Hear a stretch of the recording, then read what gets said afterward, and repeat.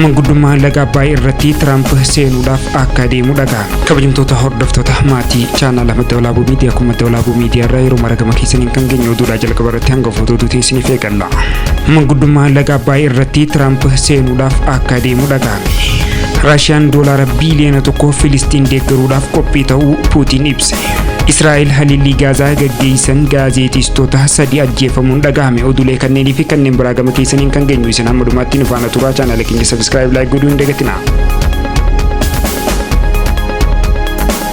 Pirezidaantiin Ameerikaa Doonaald Tiraamp dhimmoota laga Abbayyaa irratti waan garaagaraa dubbachaa jiraachuun isaa ni dhagahama. Keessumattuu dhiyeenya kana dubbii ijoo biyyattii tahaa jiraachuun isii kan yaadatamudha. Dhimmoota garaagaraa jiddu seentummaa Ameerikaa akkuma beekamutti ta'ee Tiraamp wantoota akka bulchiinsa isaa keessatti nageenyawwan biyyoota lamaa fi akkasumas walitti bu'iinsa biyyoota lamaa walakkaa seenaa jiraachuun isaa kan yaadatamudha. Kunis keessumattuu akka xiinxaltoonni garaagaraa xiinxalanitti walitti bu'iinsa biyyoota faayidaa ofiitiif jecha kan seenan jechuudhaanis eeraa kan jiranidha. Misrii fi Suudaan waamicha marii Tiraamp akka fudhatan ibsuu fi Itoophiyaan dubbii Tiraamp irratti ifatti hin dubbanne jechuudhaanis Tiraamp eeraa jiraachuun eeramaa kan jiru. Gama biraatiinis miidiyaalee garaagaraa irratti kan dubbachaa jiru. Itoophiyaan bulchiinsa jabaa fi cimaa qabaachuu isiitis eeraa jiraachuu fi akkasumas gama araaraa akka dhufuu qabus waamicha dhiyeessanii fi akka turanis ni yaadatama. Itoophiyaan yeroo ammaa kana keessatti bulchiinsa gaarii qabaachuu fi akkasumas bulchiinsa isii keessatti haala addaatiin ittiin fayyadamaa jiraachuudhaas eeranii kan jiranidha.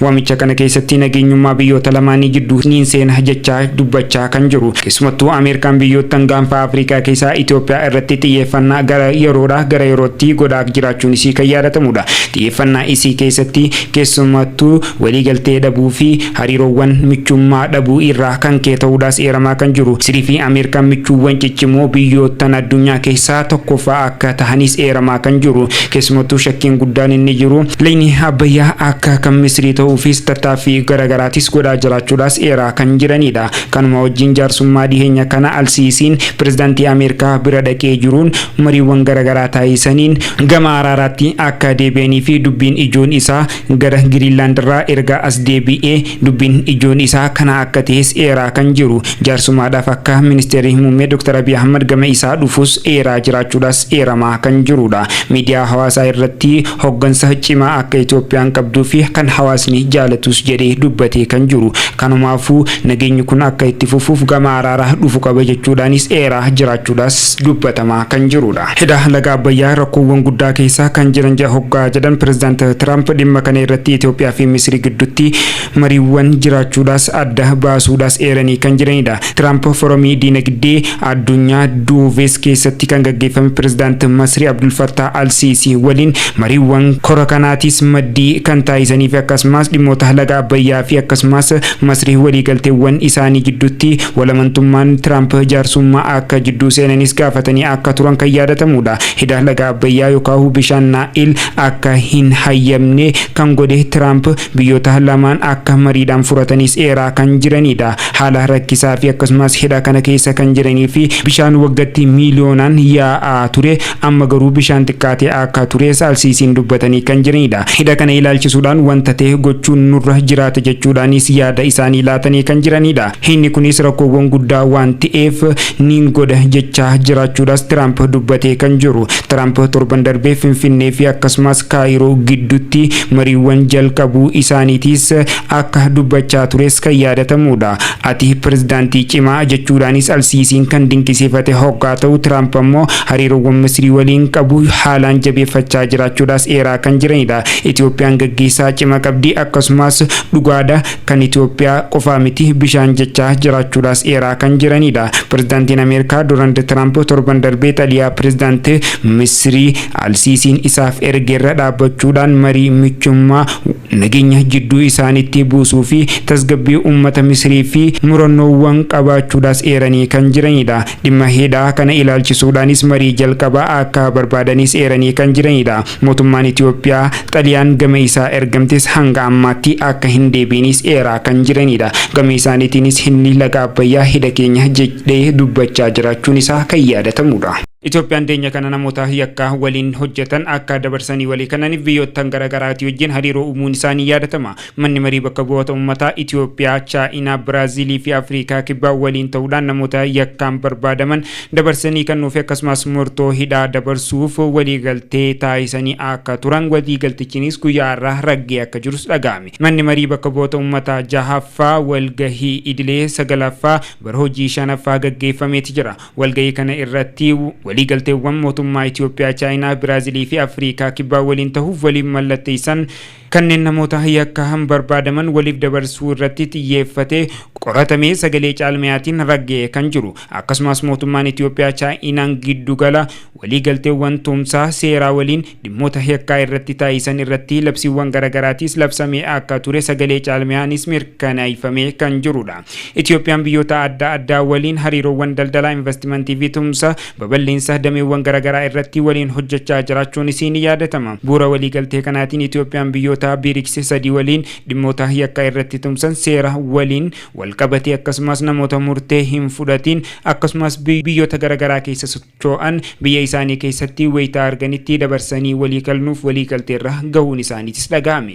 Itoophiyaan daandii xayyaaraa babal'isuudhaaf xayyaarota garaagaraa biyyattii keessa galchaa jiraachuun isii kan yaadatamu. Kanuma wajjin walqabatee daandiiwwan xayyaara Itoophiyaa xayyaarota 787 sagal kaampaanii Boeingii irraa bituudhaan kaampaanichaas booda galateeffachuun isaa dhagahame. Kaampaaniin kunis kaampaanii Boeing xayyaarota 787 Dramoil kan jedhamu sagal bituu isaanii ibsanii kan jiran. Xayyaarri kunis daandiiwwan xayyaara Itoophiyaa balalii babal'isuuf hariiroo jabeessuu fi akkasumas imaltoota goleewwan addunyaa geejjibuudhaa fi sochiiwwan garaagaraatiif kan fayyadu ta'uudhaas eeran. Michummaa waloo cimsuun fuula duratti waliin hojjechuudhaa fi akkasumas geejjiba qilleensaa tajaajila mijataa kennuudhaa fi imaltootaaf tajaajila qopheessuu irratti kan argamudha. Itoophiyaan dhiheenya kana buufata daandii xayyaara idil addunyaa Bushoftuu waggaatti imaltoota miiliyoona 100 fi miiliyoona 10 imalchiisuu ijaaruu jalqabuu isii kan yaadatamudha. Kanuma dhaga'uunis Afrikaa bira darbee addunyaa irratti sadarkaa olaanaa qabachuu fi Afrikaa keessaa sadarkaa tokkoffaarra jiraachuu isaaniitti seeranii kan jiranidha.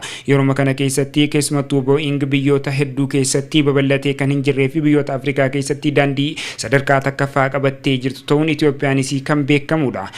Raashiyaan doolaara biiliyoona takka Filistiin deeggaruudhaaf qophii ta'uu Puutiin ibsanii kan jiranidha. Mootummaan Raashiyaa mana marii nageenyaa Tiraamp hundeessaa jiru makamuun dura Gaazaa deebisanii ijaaruuf doolaara biiliyoona takka kafaluudhaaf qophii ta'uudhaas eeranii kan jiranidha. Akka dhaabbata oduu Raashiyaa TACC'n jedhutti ibsetti Puutiin qabeenya Raashiyaan Ameerikaa dhorkite fayyadamuudhaan uummata Filistiin deeggaruu akka barbaadus eeranii kan jiranidha. Tiraamp biyyoota mana marii nageenyaa kanneen itti makamuu barbaannaan doolaara biiliyoona takka gumacha godhuu akka qabus eeraa kan jiru. Puutiin mootummaa Filistiin walaba akka taasisuu fi baha giddu galeessaa keessatti nageenya waaraa hundeessuudhaaf akkasumas qubsiinsa hawaasaa qubsiisuudhaaf kan ittiin xiyyeeffate ta'uudhaas eeraa kan jiranidha. Chaayinaan gama isheetiinis mana marii nageenyaa pirezidaant Tiraamp hundeesse kana akkatti makamtus waamicha dhiyeeffamee fi akka ture garuu hanga ammaatti hirmaachuudhaaf fedhii qabaachuu wanni ibsite tokkollee hin jiru. Dhimma kana irratti shakkii guddaan qabaachuus eeraa kan jiranidha. Nageenya biyyattii eegsisuun dura biyyootaan sababa nageenyaatiin barbaadoyte deebisanii dhaabuun isa jalqabaati jechaa jiru.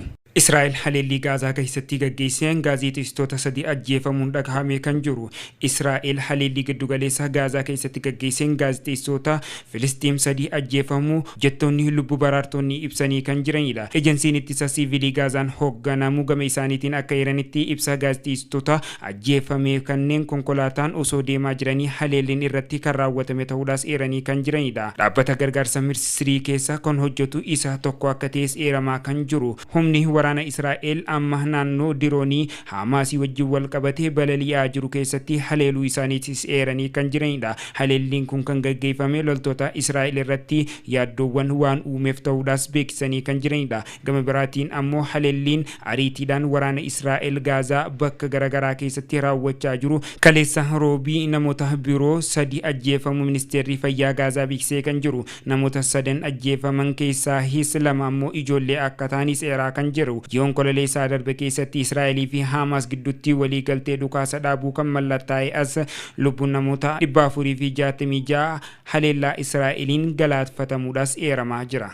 Ameerikaan biyyoota garaagaraa walakkatti manguddummaa fi akkasumas jaarsummaa deemaa jiraachuun isii kan yaadatamudha. Jaarsummaa isii kana babal'ifachuufis pirezidaantii USA Donald Trump inishiyetiiviiwwan boordii nageenyaa irratti kan hirmaatan gaggeessitoota biyyoota hundaa waamichaas godhee kan jirudha. Kaayyoon boordii nageenyaa Trump kunis addunyaa irratti waraana biyyoota garaagaraa keessatti gaggeeffamu furuudhaas akka ta'es eeramaa kan jiru. Dippiloomaasiin garuu hojiiwwan dhaabbata biyyoota gamtoomanii irratti dhiibbaa uumuu mala karoorri Trump kun ijoon shakkii uumuu akka malus gabaasni Reuters gabaase tokko kan eerudha. Sababni waraana kanaaf akkasumas rakkoo nageenyaa addunyaa irra jiru furuudhaaf fala dhahuudhaaf aangoo dhaabbata biyyoota gamtoomanii ta'uudhaas eeramaa kan jiru. Biyyoonni michuu USA ta'an afeerraa Trump kana iyya shakkiitiin ilaalaa jiraachuudhaas eeramaa kan jiru. Biyyoonni USA waliin hariiroo gaarii hin qabne ammoo inumayyuu hin fudhannu jechaa kan jiranidha. Keessumattuu boordiin nageenyaa bulchiinsa Trumpiin ifatti kan inni godhamu karaa ifin ittiin qajeelfate ta'uudhaas eeramaa kan jiru.